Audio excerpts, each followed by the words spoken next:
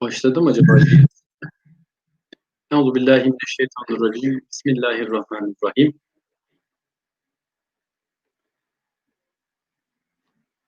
Seste herhangi bir problem var mı acaba? Bir yazabilir misiniz? Size zahmet.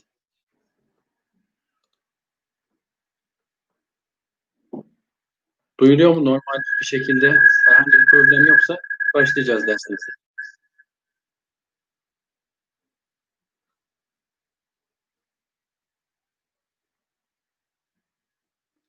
Tamamdır. Çok teşekkür ediyorum. Allah razı olsun. Öncelikle hepinize iyi akşamlar diliyorum. Hayırlı akşamlar. Akşamımız hayırlı ve bereketli olsun inşallah. Geçen hafta Bismillah deyip başlamıştık. Yaklaşık 40-45 dakikalık bir dersimiz olmuştu. Ee, Yorumlara bakılırsa gayet güzel, istifadeli geçtiğini düşünüyoruz. İnşallah bu hafta hem kaldığımız yerden devam edeceğiz, hem de geçen hafta şöyle bir genel olarak toparlayacağız. Ne anlattık, ne yaptık diye. Materyal olarak yine Hayrat İşriyat'ın basmış olduğu Osmanlı Türkçesi elifbasını kullanacağımızı söylemiştik. Ee, Önce matbu, sonra da rika hatları gösterip e, farklılıklarını, benzerliklerini birlikte değerlendirecektik. Bir harflere başlamıştık. Zaten geçen hafta çok bir mesafe özellikle kat etmek istemedik. Ta ki bize sonradan iştirak edenler, dahil olanlar çok şey kaybetmesinler. Bir harfleri genel olarak tanımıştık. Şöyle bir aşağı doğru inersek, nerede kalmıştık? E, Harfleri görmüştük. 29 harf olduğunu söylemiştik. E, Şurada dikkat ederseniz elifle başlayan, aslında altlarında yazılsa güzel olacaktı ama altlarında yazıyor. Kopyalarımız var. Elif, B, bir çanak ve bir altında tek nokta olursa bu B idi. Yine aynı çanak altında 3 nokta olursa onun sert sesli P olduğunu söylemiştik. T, T, PTT, Cim, C'nin altında bir nokta var. Ç'nin altında ise 3 nokta olduğunu söylemiştik. Ses bozuk geldiği söyleniyor. Tek bozuk geliyorsa ben başka bir kulaklık takabilirim. Şimdi gördüm mesajınızı, kusura bakmayın. Bir daha bir yazar mısınız? Sesle alakalı bir sorun varsa kulaklığı tıkayın.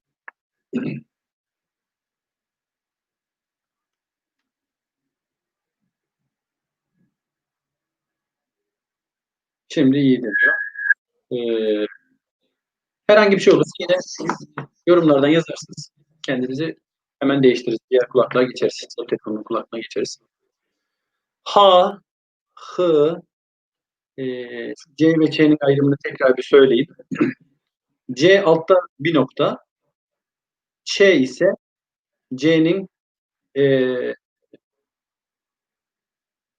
üç noktalısı. C'de bir nokta var.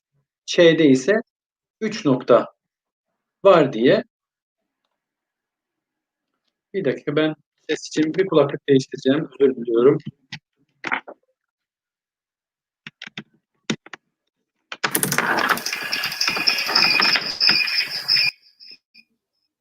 Şimdi nasıl acaba?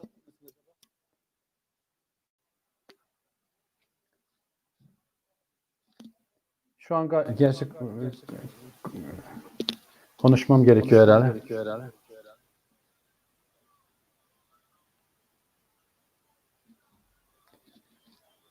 Bu ses de bana yankı yapıyor ama şimdi nasıldır? Özür dileyerek tekrar sormak ihtiyacını hissediyorum. Şu an iyi gelmesi lazım ama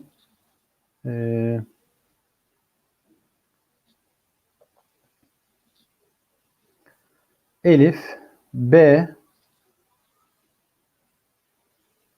T, S, Cim, Ç, H, H, Yankı şu an gelmiyor olması lazım. Çünkü ben sesimi de kıstım. Umarım çok rahatsız etmiyordur sizi. Ha, hı, dal. Dalın üstünde bir nokta olursa zel. Sonra ra. Sonra z. Z'nin üstünde bir nokta var. J'de ise 3 nokta var demiştik. Sin biliyorsunuz.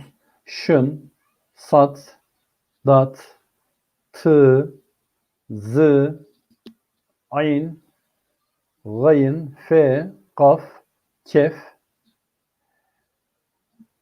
gef. Tamam. Yankı olmadığına dair mesajlar geldiğine göre iyi. Çok güzel. Kef, normal kef. Üstünde bir çizgi daha olursa buna gef diyoruz. Yani G harfini karşılıyor. Yine kefin üstüne 3 nokta gelirse bu normal nun gibi okunuyor. Ne? Yani nun. Sağır nun, nazal ne? Bunu ileriki derslerimizde söyleyeceğimizi söylemiştik. Lam, şöyle aşağı indiğimizde mim, nun, vav, he ve ye. Aslında burada bir de lam elif olması lazım. Ama lam elif, lamda elifin birleşmesinden oluştuğu için buraya kasten bilerek almadığımızı söylemiştik. Şimdi geçen haftayı şöyle bir küçük bir çek edecek olursak, bu harflerden hatırlarsanız morla yazılanlar P, bakın şu P, alt B'nin 3 noktalısı P, C'nin 3 noktalısı Ç, Z'nin 3 noktalısı ise J. Bu 3 harf Kur'an-ı Kerim'de ya da Arapçada olmadığını söylemiştik. Bunlar Türkçe ve Farsça kelimelerde kullanılır. Daha çok Farsça kökenli kelimelerdir. Bir de bunlara ilave gef var. Kef üstüne çift nokta. Çift çizgi.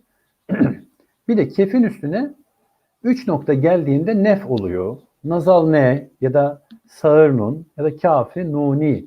Çeşitli farklı isimleri var. Ama şu an isimleri bize önemli değil. Kef üstüne 3 nokta gelirse normal nun gibi okunur. Bunu bileceğiz demiştik. Kırmızıyla yazılan harfler bir özelliği vardı. Dikkat ederseniz. Bakın peltek S, ha, zel, dat, z, ayn, 6 tane olması lazım. Evet, 6 tane bu harfin bir özelliği var. Bu 6 harf niye kırmızı yazılmış? Bir yorumlara yazar mısınız? Siz zahmet bir 10 saniye bekleyeceğim ben. Bu kırmızılar niye kırmızı yazılmış? Siyah yazılmamış. Yorumu yazıp göndermeyin, yazın. Ben gönderin dediğimde gönderin ki hepimiz aynı anda biliyor muyuz, bilmiyor muyuz? Tazelemiş olalım.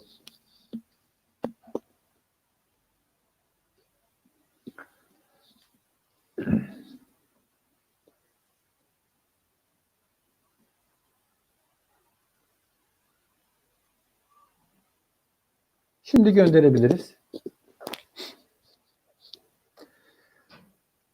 Bu kırmızıyla yazılan peltek harfler, daha doğrusu peltek S, peltek zel, v, ayn, şurada dat var. Güzel. Ha. Bu harfler Türkçe kelimelerde kullanılmaz. Türkçe kelimelerin içerisinde bu harfler kalın olduğu için değil, Türkçe kelimelerde kullanılmaz. Yani biz biliyoruz ki bir harfin, kelimenin içerisinde ha varsa ya da o harfte lezzet gibi ya da zillet gibi peltek z olduğunu biliyorsak ya da mesela saniyen misal, misil gibi peltek s varsa, mesela zulüm, zalim gibi z varsa, alem, ilim, abd, ibadet gibi kelimelerde olduğu gibi ayn varsa, mesela dat, farz, da olduğu gibi. Başka ne olabilir? Farz gibi kelimeler ya da hakim, hükümde olduğu gibi. Datla kelime aklınıza geliyorsa, benim bir anda gelmedi şimdi. Siz de yazabilirsiniz yoruma. Bir kelimenin içerisinde dat varsa, ha varsa, zel varsa, zı varsa, ayn varsa, zel varsa ve peltek t varsa bu kelime Türkçe değildir demiştik geçen hafta. Çok üzerinde durmadık. Ramazan, evet teşekkür ediyorum. Ramazan kelimesi geldi. Ramazan da datla yazılır ve Türkçe değildir. Türkçeleşmiştir. Dalalet geldi. Evet, aynen öyle. Dalalet de yine datla yazılır ve Türkçe değildir. Bu 6 harfin içerisinde bulunduğu kelime Türkçe değildir. Biz burada basit Osmanlıca ya da başlangıç seviyesi Osmanlıcayı anlatırken çok size kuralda boğmak istemiyoruz. Belki birçok kural önümüze gelecek ama onların bir kısmını hemen atlayacağız. Hızlıdan okumaya geçmek, kelimelere geçmek, cümlelere geçmek için bu işin basit başlangıç kısmının kolay olduğunu göstermek için size Türkçe kökenli kelimeler, basit kelimeler, basit cümlelerle başlayacağız. İlerleyen zamanlarda, evet darp dendi, evet o da öyle datla yazılıyor. İlerleyen zamanlarda kuralları daha net işlemiş oluruz. Şimdi çok böyle kurala boğup da boğulmayacağız. Harfleri hatırladıktan sonra 5 tane farklı harfimiz var. P, Ç, J, Gef, Nef. Bunlar 5 tane Kur'an-ı Kerim'de olmayan, yeni önümüze gelen, yeni karşılaştığımız kelimeler. Bu 6 harf ise Türkçe kelimelerde kullanılmayan harfler. Bunlar cebimizde dursun, en azından bir kulak dolgunluğumuz olsun. İleride bunu duymuştuk deriz, üzerine bina ederiz. Ayrıca bizim bu basit Osmanlıca, başlangıç seviyesi Osmanlıca'da dikkat edeceğimiz husus şu: daha çok Türkçe kelimeler kullanacağız. Ek almamış hallerini daha çok kullanmaya çalışacağız. Ekleri zamanla ilave edeceğiz. Bu kurallar özellikle kelime kökleri için geçerli. Öğreneceğimiz kurallar ilk etapta basit kurallar, kelime kökleri ve Türkçe kelimeler için geçerli. Arapçanın ve Farsçanın kendi içerisinde başka kuralları olduğu için oralara şimdilik girmeyeceğiz. Şimdi affedersiniz hızlıca geçtim. Şurayı da söyleyeyim. Bu matbu hat dediğimiz bir hat, matbaa hattı. Ama asıl biz Rika görmemiz gerekir. Yani el yazısını, asıl hedefimiz bizim el yazısını görmek. Tabi burada peşinden hemen el yazısı şekilleri gelmiş. Ben bunları bir sonra göstereceğim. Bir sonraki basamak göstereceğim. Biz şöyle okutuculara baktığımızda geçen haftayı şöyle bir tekrar edecek olursak, Türkçe'de sessiz harflerin yanına sesli harfler gelir. Heceler oluşur. Heceler kelimeleri oluşturur. Kelimeler ise cümleleri oluşturur. Cümleler ise artık parçaları, paragrafları, metinleri oluşturur. Osmanlıca'da ise harflerin yanına okutucular gelir. Sağdan sola olduğu için, yazım sağdan sola olduğu için şöyle, harflerin yani soluna gelen harfler okutucudur. Onların önüne okutucu gelir, onlara sesler verir. Yani elif bir harfin önüne gelirse, bakınız, dal elif olur da, he elif olur ha, daha. Yani elif harfi bir harfin önüne gelirse, okutucu olursa, soluna gelirse, önünden kastım sağ tarafı değildir. Önünden kastım sol tarafıdır. Sağdan sola doğru gidildiği için ön sağa göre soldur. Elif A okutur. Bu birinci kuralımız. İkinci kuralımız H çoğunlukla E okutur. Ama kelime sonlarında A'da okuttuğu var. Markada olduğu gibi, D'de de olduğu gibi. Vav harfi hızlıca geçiyorum. Kelimeleri geçince daha rahat yol kat edeceğiz. Vav harfi O, Ö, U, Ü sesi okutur. Kelimenin, hecenin bulunduğu harfe göre ses alır. Bü, yük. Ü sesi almış her ikisinde de. B ve Y'ye Ü sesi veriyoruz. Kef'te bitiyor. Yani B ile başlayan, K ile biten arada Y olan bir harf.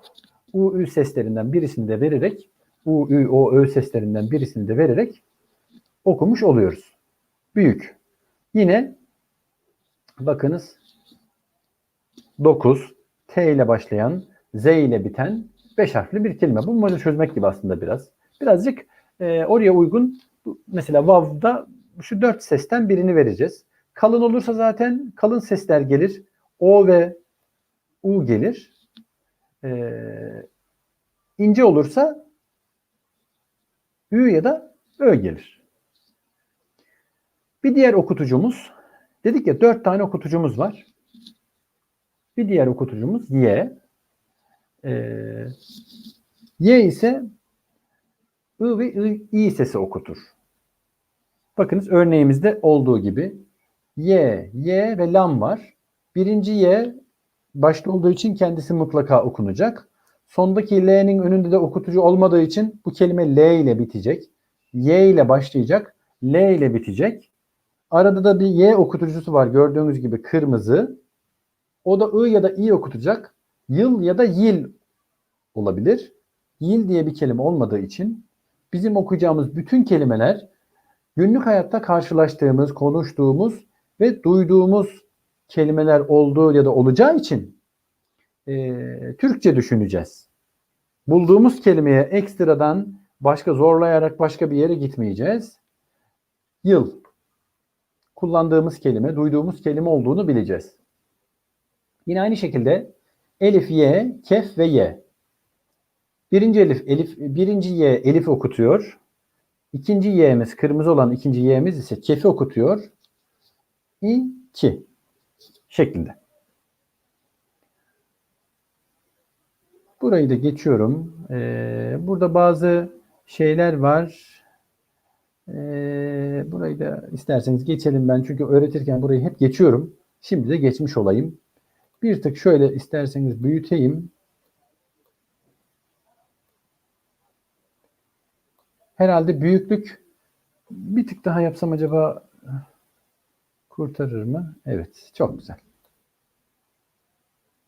Hızlıca okumaya geçeceğimiz için çok dediğim gibi kurallarda sizi boğmak istemiyorum. Çok yoğun bir kural kaide bombardımanı tutmayacağız. Şöyle ilk satırı ben okuyacağım.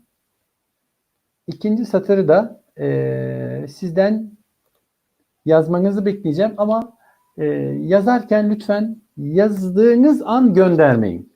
Yazın, bekleyin, ben gönderin dediğim an gönderin ki şey olmasın, böyle üstten kopya olmasın.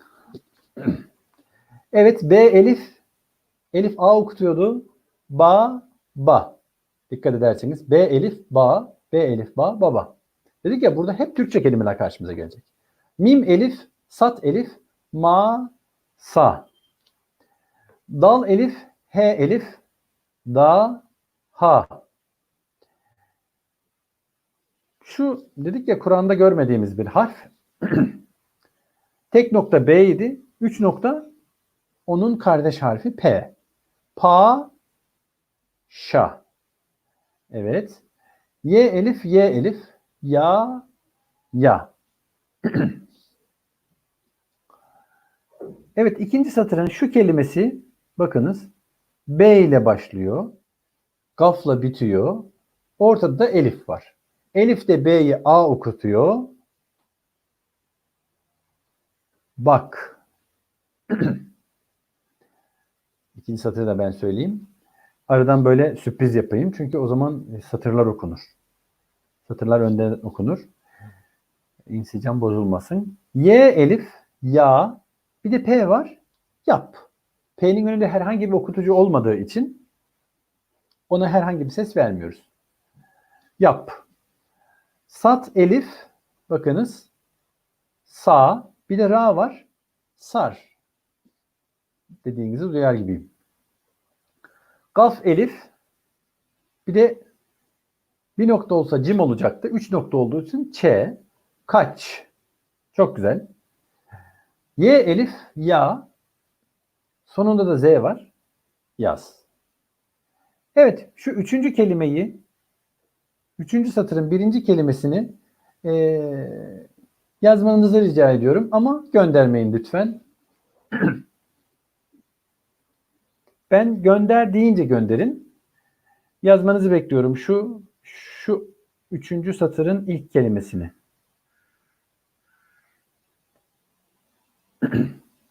3, 2, 1 gönderebiliriz. Basit olduğu için.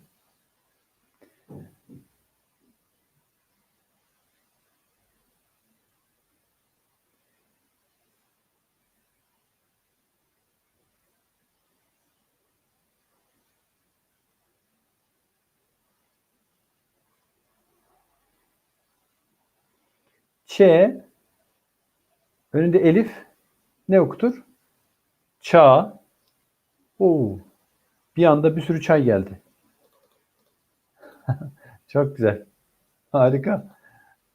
Demek ki herkes aynı anda yazdığı için ben bir anda acaba dedim yazmıyorlar mı, yazamıyorlar mı? Evet, çay. Çok güzel. İkinci kelimemiz, onu da yazalım.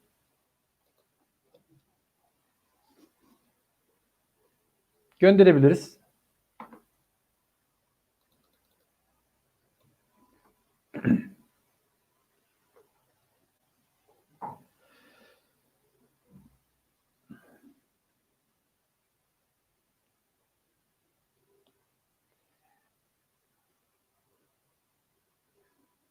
Evet, güzel.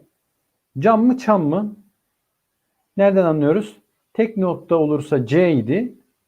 Çift nokta, 3 nokta olursa Ç idi. Dolayısıyla bu tek nokta olduğu için C. C elif, cam. Çok güzel. Şın elif lam, Ş ile başlıyor. L ile biten bir kelime. Ortada da elif var. Çok güzel. Bundan sonrasını bekleyin demeyeceğim. Yazan, okuyan gönderebilir. Şal. Çok güzel. Y elif, Y. Y ile başlayan, Y ile biten, ortada da elif olan bir kelime. Elif de hep A okutuyor demiştik. Şunu. Evet. Yay. Güzel. Şimdi bakınız. Burada da yine 3 nokta var. C'nin altında 3 nokta olursa Ç. Önüne elif gelirse Ça. Mimle de bitmiş. Çam. Çok güzel. Evet. Şu dördüncü satır olsa gerek. Evet, şurası. Şurayı okuyoruz. Orada görünüyor mu? Evet, görünüyor. Şu ilk satır diyelim. Şurayı okuyalım. Hemen gelmiş zaten Yaşar Bey. Masal demiş. Bakın mim elif, sat elif, lam. Masal. Çok güzel. Evet. Yanındaki bakınız. P elif, Z elif ve Ra. P elif, Z elif ve Ra. Ne olabilir?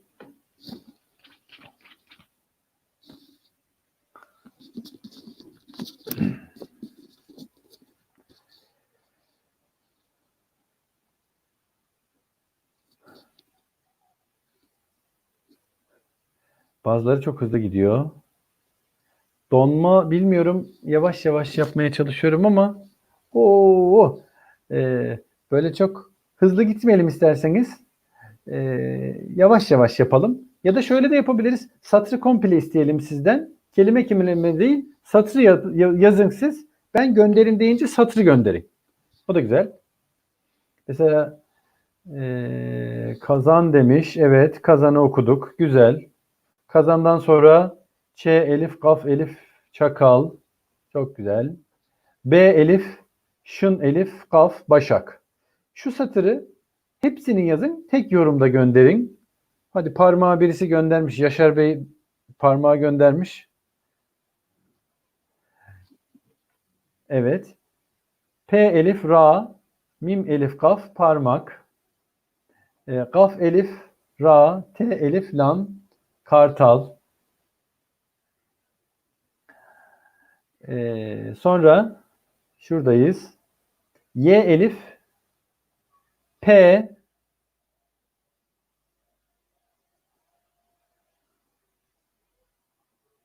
Ra, elif ve kaf. Yani Y ile başlayan, K ile biten bir kelime. Evet, orada yazılıyor zaten. Ya arkadaş yazmış. Yaprak şu. B elif ra, dal elif kaf, bardak. Güzel. Ç elif, kaf, mim, elif, kaf. Çak, mak. Evet, güzel. Şuradayız. Sat elif, nun, dal elif, lam.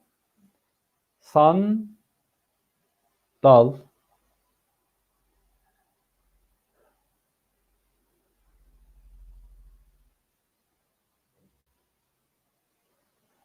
Evet. Yalnız çok hızlı gidenler bir yerlerde ufak tefek yanlışlar yapıyorlar. İsterseniz aynı hızla gitmeye çalışalım. Ama bilince tabii biraz yavaş gitmek zordur. Onu da bilirim. Sağlam,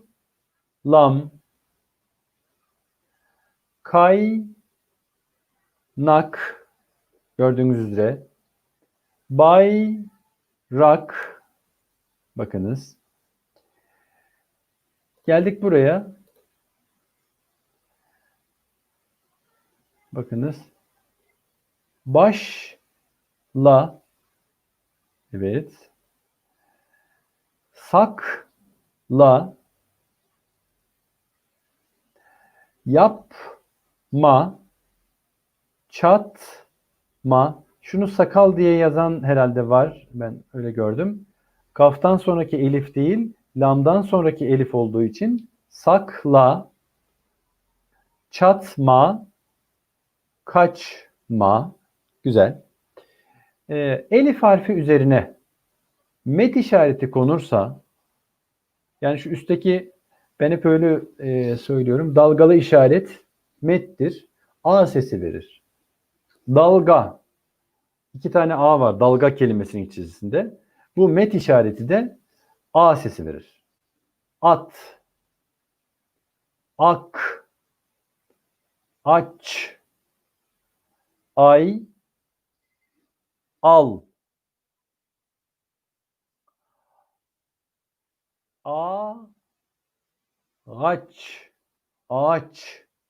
Bakınız. A, yak, ayak. A, raç, araç. A, tak, atak. A, dak, adak gibi. Şu son satırda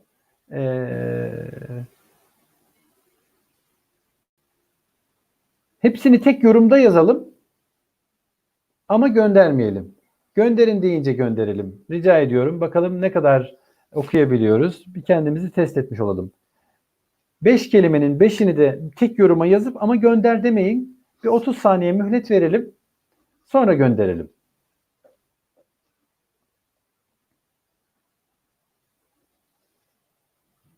Dediğim anlaşıldıysa yoruma bir yazar mısınız anlaşıldı diye. Yani son satırı okuyacağız. Yoruma hepsini yazacağız ama göndermeyeceğiz. Bir 10 saniye sonra göndereceğiz. Yazdıktan 10 saniye sonra.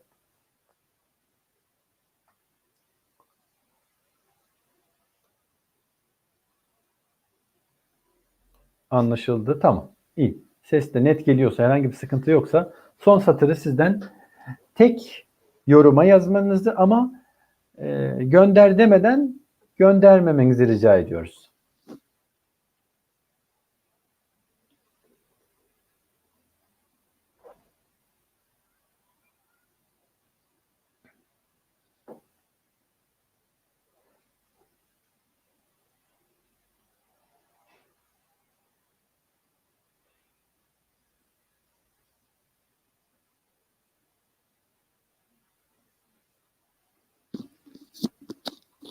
Ses mi anlaşılmıyor Esra Hanım?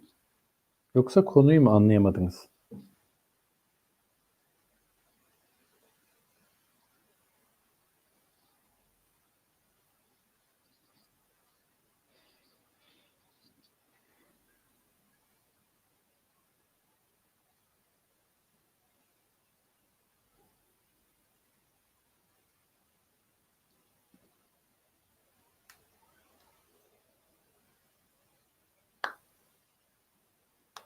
Gönderelim.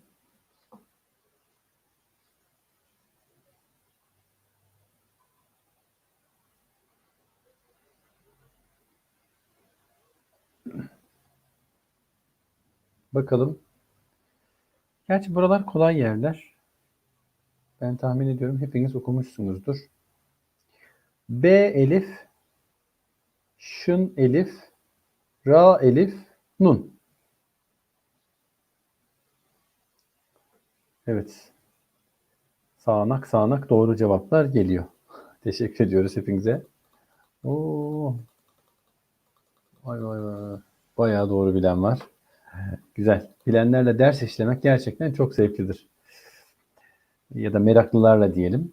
B elif, şın elif, ra elif, nun, başaran. Y elif, ra elif, dal elif, nun, yaradan. Sonra Ç elif, B elif, lam elif, Y elif, nun, çabalayan. Sonra Y elif, nun elif, şın elif, nun elif, Z, yanaşamaz. Ve B elif, B elif, cim elif, nun, babacan. Evet, yorum yazan herkese çok teşekkür ediyorum. Herkes mevzuyu bu cihetle kavramış görünüyor. Şöyle yorumlara bakıyorum, herhangi bir soru gelmediğine göre demek ki mevzu anlaşılıyor. Güzel. Gelelim Elif'le alakalı, A sesiyle alakalı örneklerimize gelelim. Hızlıca cümlelerde düşüklük olabilir, anlamca devrik olabilir. Çok anlamda cümle olmayabilir. Burada asıl olan Elif okutucusunu ve A sesini kavratmak olduğundan ilk cümleyi birlikte okuyoruz. Bir tane daha büyüteceğim ben. Evet. Bakınız.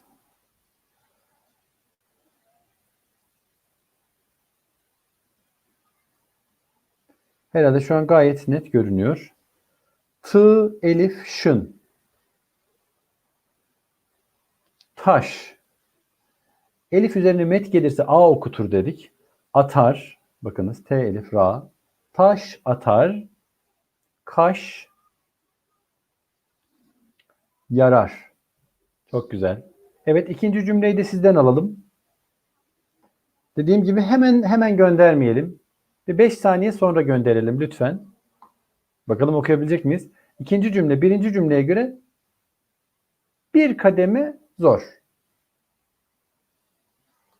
Bire göre zor ama.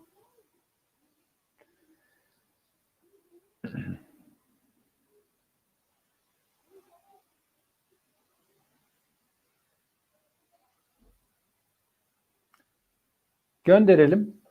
Bakalım neymiş? Çok güzel. Evet. Mahmut Bey, Mahmut Yaşar Bey, Ayşe Hanım. Kanayan damar can yakar. Kanayan damar can yakar. Güzel. Bir diğer şeyimiz, cümlemize geçelim. Y elif, şın elif, yaşar. Doğru. Yaşar, sağlam masa yapar. Yaşar, sağlam, masa, yapar. Bakınız elif A sesiyle okutur. Bunu hep öğreneceğiz, cebimize koyacağız. Bir de burada ilaveten işte P'yi görüyoruz, Ç'yi görüyoruz, J'yi görüyoruz. Yani kelimelerin arasında. Onun haricinde harfleri bildiğimiz, tanıdığımız harfler. Evet, bakınız şuradayız. B elif, B elif, mim. Babam, kas, nak, bakınız. Kaf, elif, sat, nun, kaf, kasnak, yapmaz. Babam, kasnak, yapmaz. Çok güzel. Bir diğer cümlemize geçelim.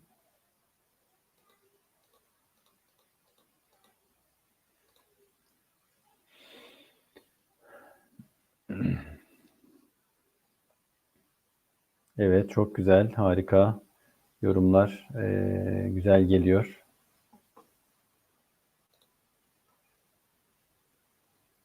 Şöyle yapacak olursak, evet.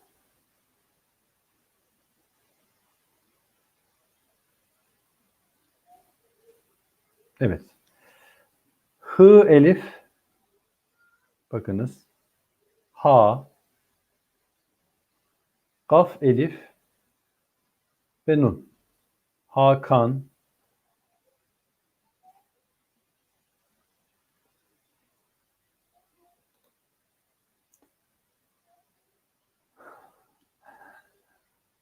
evet, güzel, çok güzel. Belki bir kısmımızın internet yavaşlığından, ben inanıyorum ki aslında hepiniz okuyabiliyorsunuzdur ama internet hızımız hepimizin aynı değil. Veri aktarımında ister istemez gerek benim ev internetim gerekse sizin ev internetinizin hız farklılığından kaynaklı bir şey var. Bir de tabii hepimiz çok hızlı klavyede yazabilen insanlar değiliz. Biraz da ona istinaden hani yorumların geç gelmesi, ben ona bağlıyorum. Yoksa ben şimdi aynı zamanda cep telefonundan da takip ediyorum. Benim burada yaptığım işlem 3 saniye sonra geçiyor oraya. Evet. Şuna geldik. Şu cümledeyiz. Dal, dal sarkar, kartal kalkar. Dal sarkar, kartal kalkar. Ben bunu sınıfta öğrettiğim zaman tabii yavaş yavaş okuduğu için insanlar anlayamıyor cümleyi. Bir daha okuyun diyorum hızlıca. Hızlı bir daha. Tabii bu bir tekerleme olduğu için dil sürtmesi çok oluyor. Dal sarkar, kartal kalkar. Bir daha hocam tekrar hızlı deyince böyle güzel bir latife de oluyor ama şimdi ortam böyle olunca bu latifeyi yapamıyoruz. Sadece hatırlamış olduk. Evet, bir diğer cümlemiz yorumda evet yazılmış. Babam çanak satar. Çok güzel. Sonra yaramaz Hakan taş. Bakın elif üzerine met gelmiş. Yani dalgalı bir şey gelince a okutur demiştik. Taş atar. Yaramaz Hakan taş atar. Sonra şuradayız. P elif par. Lam elif kaf. Parlak. Ç elif nun elif kaf. Çanak. Parlak çanak. Virgül. Yavaş kaynar. Evet. Parlak çanak. Yavaş kaynar. Şunu bir tık küçültmemiz gerekecek. Başı görünmüyor çünkü. Evet.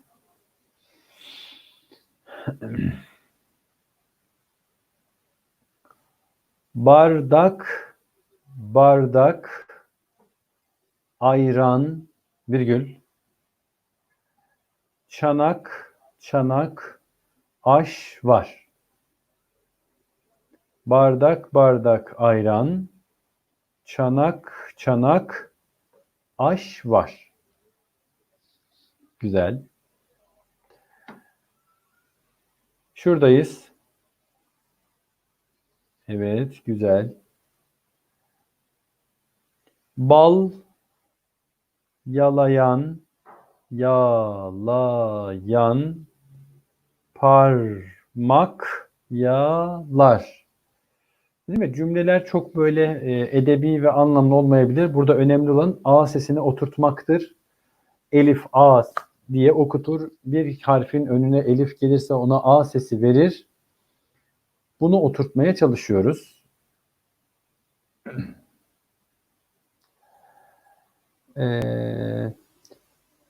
Yaşayan, pardon bir üstteyiz. Çakal, kaçar, çakal kaçar, virgül. Kaplan yakalar. Çakal kaçar, kaplan yakalar. Evet, güzel. Yaşayan parçayla yama yapma. Yaşayan parçayla yama yapma. Affedersiniz. Oraya geldi mi? Gelmedi herhalde. İyi, güzel. Evet, şuradayız. Paşa, babam, atmaca, yakalar. Paşa babam, atmaca, yakalar. Bir diğer cümlemiz. Saçakta, saçakta, çağlayan, çağlayan, akmaz. Son cümlemiz.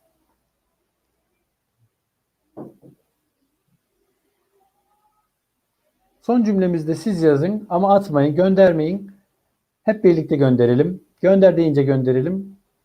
Son cümleyi sizden bekliyorum.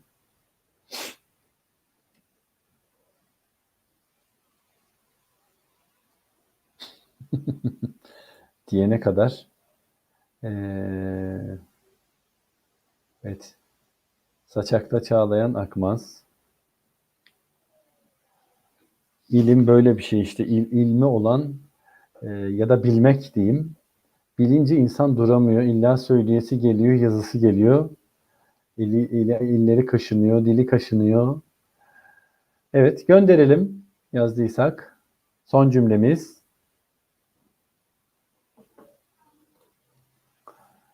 Evet. İsim olsa söylerdik de burada isim ve rakam ve İngilizce bir şey yazdığı için doğru. Babacan, bakınız Babacan.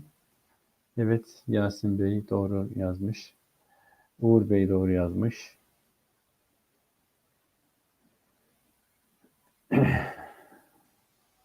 Baba ile can ayrı değil. Babacan bu. Babacan değil yani Özcan gibi özel isim değil. Babacan, babacan olmaktan geliyor. Ayakta ağlamaz. Evet. Bugünkü dersimizde Elif'i gördük. Elif A sesi okutur gördük. Evet. Ama gördüğüm kadarıyla yaklaşık 40 kişi dersimizi işledi. 45'lere çıktı. 30 40-45 arası kişi dersimizi izlemiş oldu. Bu hafta Elif'i gördük. Yaklaşık 45 dakikamızda doldurduğumuz için çok fazla dersi devam ettirmek istemiyorum. Bu haftalık bu kadar. Haftaya yine Elif'i göreceğiz. Ya da isterseniz ben yorum kısmından sizden şunu rica edeyim. Tekrar Elif'imi görelim. Rika hattında elifli kelimeleri ve elifli cümleleri mi görelim? Yoksa H, Vav ve Y'yi okuduktan sonra, yani matbu okutucuları bittikten sonra mı Rika'ya geçelim? Bir teklif olarak tekliflerinizi ya da düşüncelerinizi yana yazarsanız ben haftaya ona göre bir plan program yaparım. Yani matbu cümleleri bitirelim, sonra mı Rika'ya geçelim? Yoksa Elif'i gördük, aynı örnekleri tekrar Rika'da da mı görelim? Şöyle bir yorumlarda görürsek.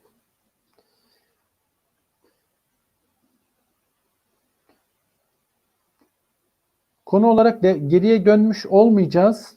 Yani yine Elif A okutur diyeceğiz ama hat değişecek. Burada el yazısına geçmiş olacağız.